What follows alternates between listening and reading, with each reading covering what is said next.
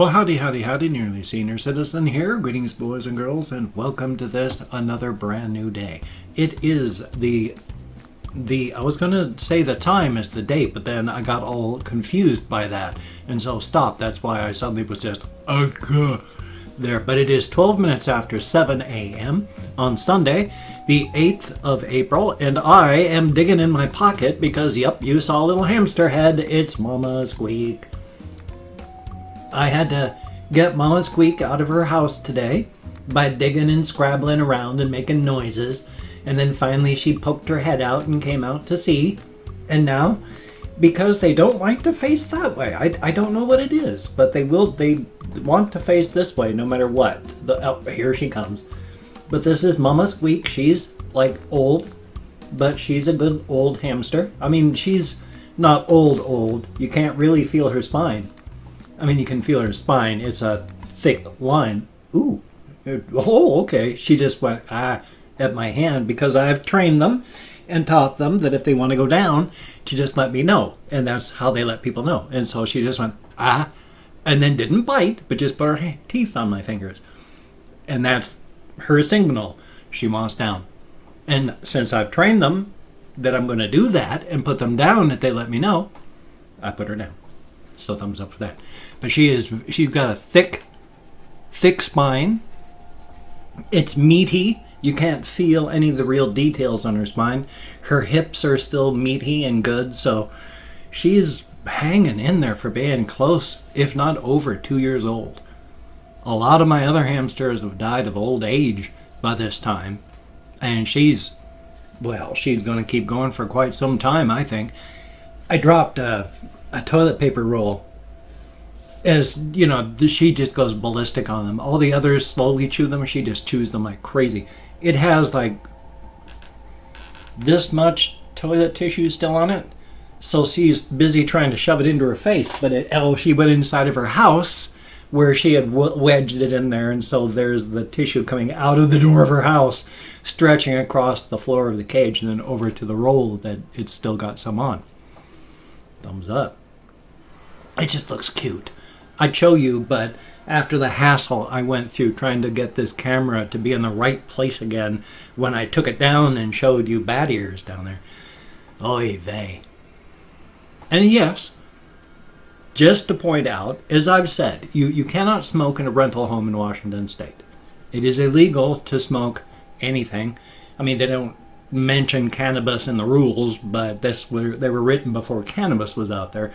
But if you smoke inside of a rental home or a rental apartment, anything that's a rental like that, where other people like live and stuff, if you smoke inside and you get caught, that can be $1,000 fine, 30 days in jail, lose your rental home. So we don't smoke inside. That's not a good thing. We have a covered area outside. So now, whenever I go on camera and you see me, I can't smoke much, but whenever I'm on camera, yeah, I am medicated. This is my bud that has to last me a couple days. So yeah, I don't smoke much, but every time you see me on camera, yeah, there's some of this torn off, crumbled up, put into the pipe, smoked in my system. It is the only reason that I'm even able to still work and do things.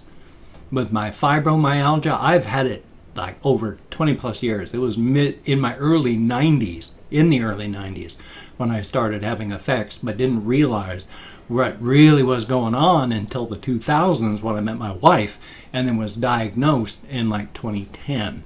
So I've been hurting and suffering from this for a long time, and I was only finally diagnosed not that long ago.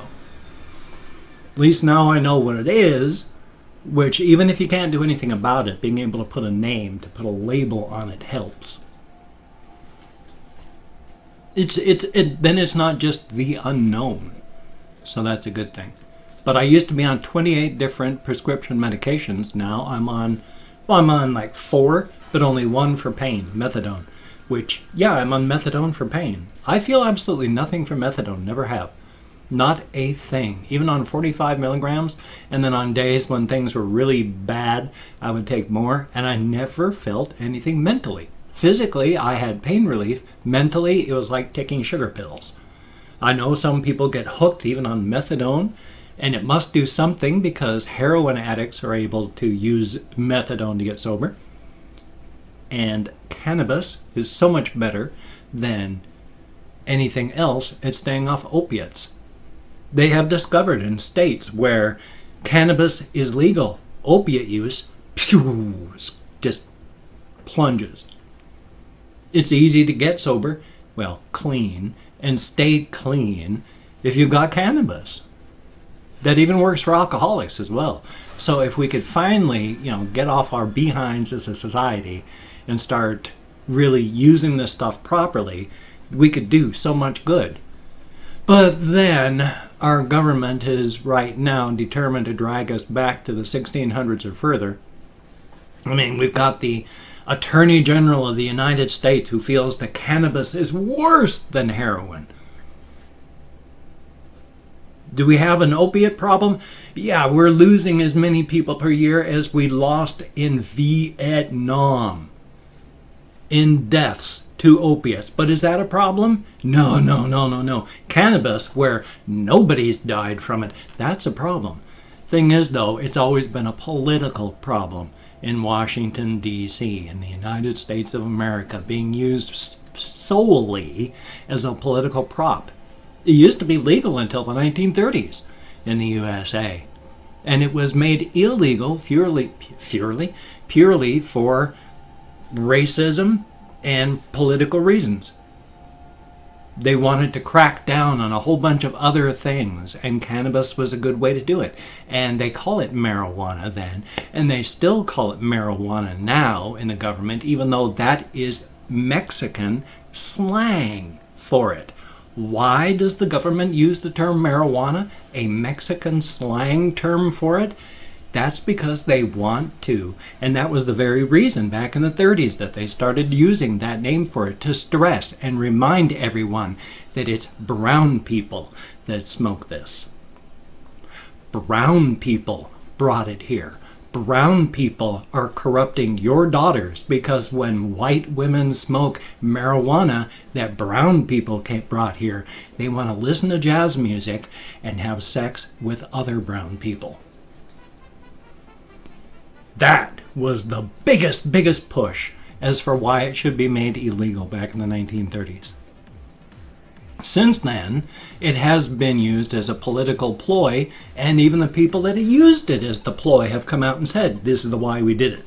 In the 70s, and with Nixon, of course, still talking USA, but they made sure that pot was illegal still. Not because it was dangerous, but because as a political thing, if you made pot illegal, then you could go in and raid the hippies, and you could raid the Black Panthers, and you could raid whoever you liked, and tear the place apart, intimidate them, and shoot them, because you were just trying to make sure you were stemming the tide of that stuff that brown people and other brown people smoke. Brown people and other brown people. Brown people smoke and other brown people brought here. It's a terrible history of racism.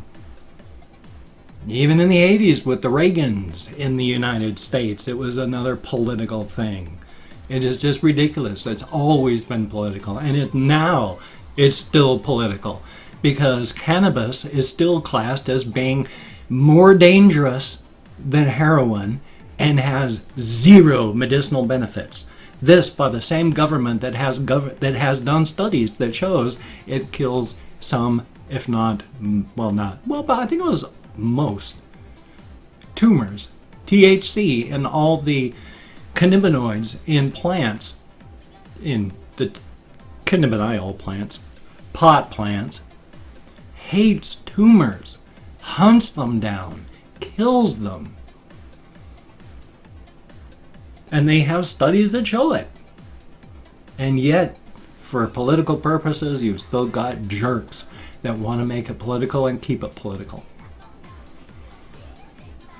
I got off of 28 different prescription meds using just cannabis so I can move. It's a miracle plant. Yeah, it can cause short-term memory issues.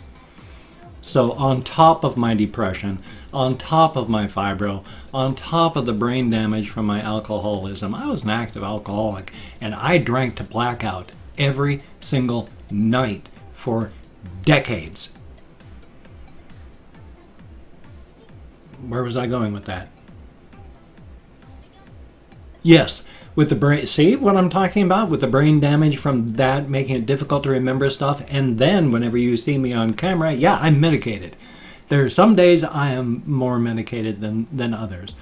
90% of the time, all my housemates are getting cannabis oil dabs. They just take them right in front of me and don't offer.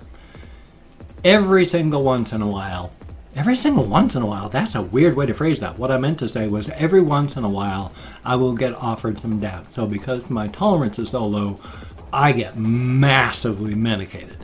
And so I'll come up here and tweet things like, I am massively medicated. I'd like to play a game and record, but I'm having difficulty playing Find My Foot.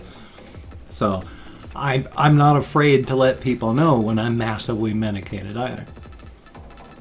I wish they would just, I mean, so many, the states are, even now with the federal government, because of these 15th century wackos we got in there now, even though they're trying to ramp up hysteria so they can ramp up coming down on states that have legalized pot, more and more states are still legalizing pot. And thank God for that. Hopefully we can keep the USA from becoming too much of a backwards country. Through most of the country, if you go through, poverty is rampant. You get to see it. We pride ourselves on being a rich country, but yeah, it's a rich country for a very, very, like 8 people in the world own 82% of the world's wealth. 6 of those 8 are Americans. That doesn't leave much for the rest of us. So when you go through most of the United States, you see scenes of wreckage and decay because all the money is gone. It's been funneled up where and sent out of state, out of country, so they don't have to pay taxes on it. These are people that are so rich they could lose, $250 million a day, and they'd make that up in profit over the weekend.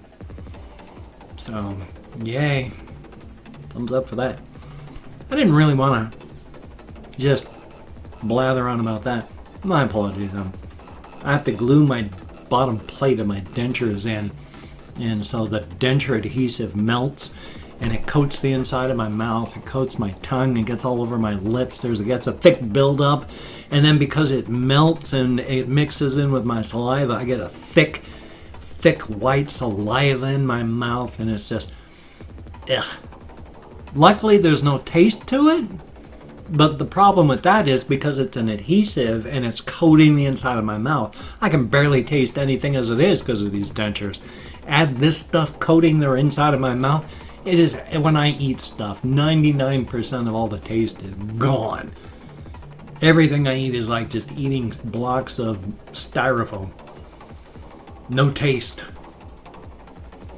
So thank goodness my anorexia is mostly healed up. I still eat now, even when I shouldn't, because I'm able to force myself. But when I got really, really sick and lost half my body weight, when I should have been able to fight that afterward, I was struck with horrible, horrible anorexia. And it's only in the past year that I've been able to fight that off. I would go days without eating with like a feeling of a grinding dagger in my gut. And this was only like 2 years ago.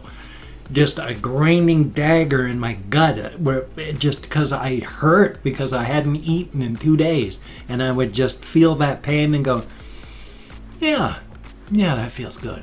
And then not eat for another day. Now, I force myself to eat because unfortunately you, especially if you lose weight quickly, and I lost half my body mass quickly, got down to 160 pounds and a 5'11", I look like a concentration camp survivor. So, not so good. I'm up to 195 now. That appears to be a good weight, but even at that, I'm starting to get extra fat on top of the just normal skin problems I have, because I was up to 325 pounds, and so I have stretch marks over various parts of my body. And when you lose weight, the parts of your body that don't have stretch marks suck it back in. Those parts of your body that have stretch marks stay stretched out.